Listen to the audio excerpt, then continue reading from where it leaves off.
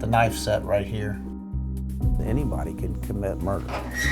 If I close my eyes and I'm riding by the place, I can still see it. It was the kind of case that chilled the spine of a seasoned investigator. As far as bad cases, gruesome cases, this is the worst. What does the worst look like? This is it, in April 2008.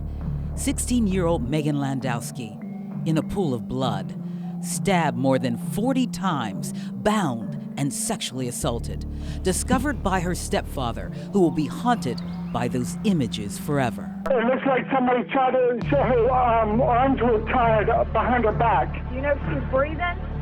No, she's not. She's not even bleeding anymore. She's cold. I got to call my wife. I'm standing in the blood now. That takes a special kind of person. It does. It's not every person you meet can do that. It was a teenage violin virtuoso, Robert Barnes. He did it. The unlikely suspect pleaded guilty in 2009 after a trail of bloody knives, DNA, and his own words pointed investigators to him as the killer.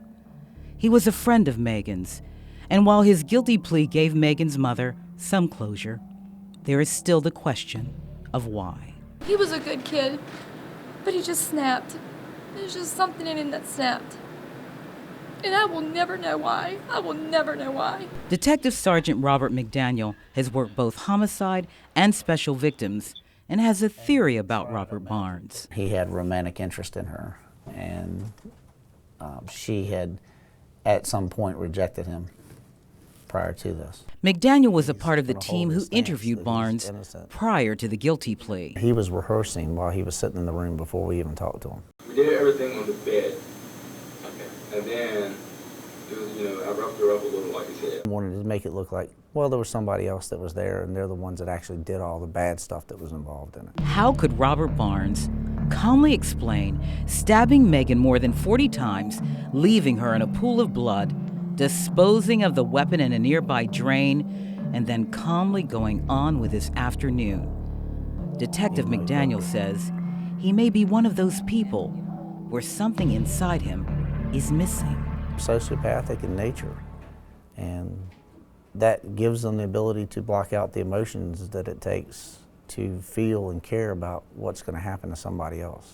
For those who do feel, it remains raw and real after all these years. Megan's family never came back after her murder, but weeks later, prosecutors and detectives did come back and go inside one cold winter day. In my mind, everything was exactly the way it was that day. So, all these years later, if I close my eyes and I'm riding by the place, I can still see it. In Portsmouth, Barbara Ciara, News 3.